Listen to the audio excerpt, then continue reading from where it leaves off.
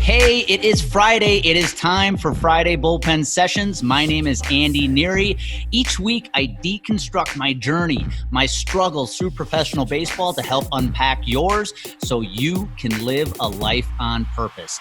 I take the lessons I learned in baseball and help you apply them in business and in life. So if you're ready to join me, grab your glove, grab a ball, get ready to take the mound, and get ready to bear down to strike out the limiting beliefs in your life. All right, here we go. Hey, welcome back to Bullpen Sessions. My name is Andy Neary, and this is episode 64. Today, we're going to talk about what baseball has to do with you finishing the year strong. But before we get into that, I want to make a big invite to you. I am going to be running a challenge this November, a 10-day holiday challenge. Why?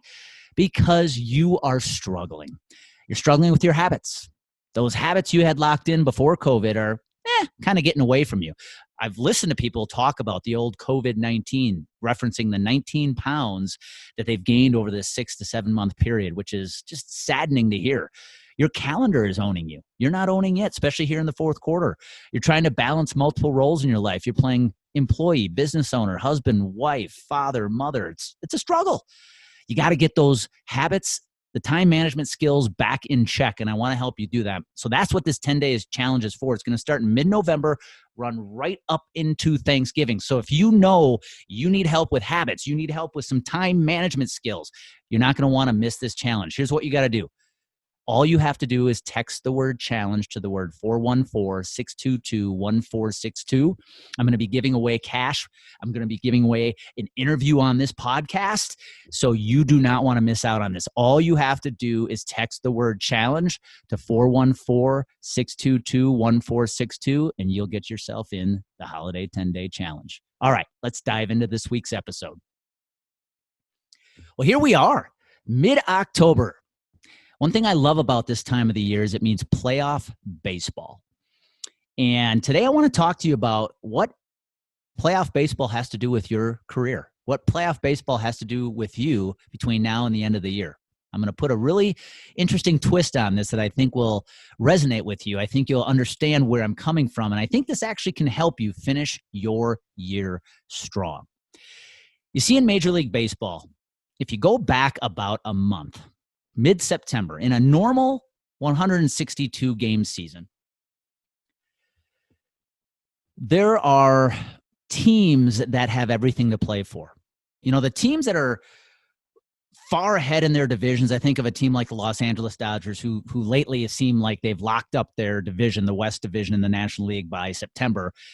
For the entire month of September, they don't have a whole lot to play for. They're already in the playoffs. First place is locked in. And on the flip side, those teams that are some of the worst in the league, you know, teams that come to mind right now, sorry, if you're an Orioles fan, Detroit Tigers fan, you're finding yourself far, far down in the cellar. And again, with a month to go, you're out. You're already eliminated from the playoffs. You don't really have a lot to play for. It's those teams in the middle that are dangerous, those teams that are fighting for the last few spots in the playoffs. We call it the wild card spots, right? Those are the teams when you got about 2 weeks to go, every single game is going to matter. Takes me back a couple years to watching my team, the Milwaukee Brewers. You know, they had to fight tooth and nail all the way up till the last game of the season to make the playoffs. And what was so interesting is on the last day of the year, they played the Chicago Cubs. They beat the Cubs, and that actually catapulted them into first place in the National League Central. So those teams that have everything to play for right up until the end of the year typically are the most dangerous teams in the playoffs. Why? Because they've got momentum. For the past 14 days, everything they've been playing for meant something. The games they played in meant something. They had to remain on their A game when it came to strategy. They had to make sure they kept their players healthy. And every game, every win mattered. And because of that momentum, they go right on into the playoffs, maintaining that momentum. And that's why you often see wildcard teams. A team that comes to my mind is St. Louis Cardinals. I know they've won at least one World Series, maybe two, as the wildcard team because they went into the playoffs, had something to play for the final month of the season, go into the playoffs hot, go all the way, win the World Series. And again, if I would go back in history, and I'm not looking at my stats right now, I can guarantee if we look back 15 years, there have probably been multiple teams that have won the World Series that were wild card teams entering the playoff, meaning they had a lot to play for with a few weeks to go. So it also brings me back to the summer of 2000. I was pitching for the Helena Brewers up in Helena, Montana. And what was really interesting about the Brewers organization that year was they actually had two teams in the same league. There were the Helena Brewers. There was also a Brewers organization single A team in the Southern Division of the Pioneer League down in Ogden, Utah, the Ogden Raptors. And for whatever reason, they had two teams in the same league, which is an odd thing when it comes to minor league baseball. I spent the summer pitching for the Helena Brewers. Now, to give you both sides of the spectrum, the side of a team that has nothing to play for and a team that has everything to play for, that was my experience that summer, because in Helena, quite frankly, we weren't very good. Because there were two teams in the same league, most of the high draft picks from that year, from 2020, were sent to Ogden. Mainly because Ogden actually had a lease. The Brewers had a lease with the Ogden Raptors, and I believe one of the requirements was in order for the Brewers to retain that lease in the future, they actually had to make the playoffs that year. So they kind of stacked the Ogden roster, and then the later draft picks, free agents, were sent to the Helena team. Me being a free agent meant I was heading to Helena. And so that summer, we spent the majority of the season towards the bottom of the Northern Division in the Pioneer League. By the time August rolled around, we were out of the playoffs. We had nothing to play for. And I'll tell you, when you're on a team that's losing, that has nothing to play for, you know you're already eliminated from the playoffs, it's really easy to start looking forward to the offseason. I can tell you, when I was in Helena, I was already looking forward to going home, going back to Milwaukee. I had a semester of school to finish up, and I just really wasn't excited about the game of baseball. But here's what happened. During our last road trip to Missoula, Montana, after I believe it was the second game of a 3-game series, I was given the news that I was being shipped down to Ogden to serve as a middle reliever for their playoff run. This was about a week and a half to go in the season. And so literally pack up my bags. My host family in Helena shipped my bags down to Ogden. I jumped on a flight in Missoula, headed to Ogden, and here I was within hours, no longer a Helena Brewer. I was now an Ogden Raptor. And what was so interesting is now I was entering the locker room of a team that had everything to play for. In literally a matter of 24 hours, I went from playing in a game for us, the Helena Brewers, that really meant nothing, to now the next night pitching or sitting in the bullpen for the Ogden Raptors in a game that meant everything, because the Ogden Raptors were fighting for a playoff spot, and every single game the rest of the year was a must-win situation. What did that mean? It meant we had to be on our A game. We had to be at our best. We had to be sharp. We had to have a strategy. And I'll tell you, those remaining games of the season and right on into the playoffs were fun. Now, we unfortunately were eliminated in the first round of the playoffs, but my point is this. There is a huge difference in mentality when you are playing for a team that has nothing to play for, especially when you're on the losing side of that playing for nothing, and a huge mental shift when you are playing for something that means everything. Every single game here on out is a must-win. You get that momentum, and you can feel unstoppable. Why do I share this with you today? Because this episode is being released on October 16th, which means we literally have 2.5 months to go. And I am having far too many conversations with insurance reps, financial advisors who have literally given up on this year. I hear it all the time. Andy, I'm not really, I've kind of given up on selling anything between now and the end of the year. I'm just getting really ramped up for a good, strong 2021. Really? You've already given up? 75 days, give or take, left to go, and you've already given up? You see, when you have nothing to play for, kind of like I felt back in Helena, you're not going to show up. You're not going to be in a good, clear mental position to go out and do battle.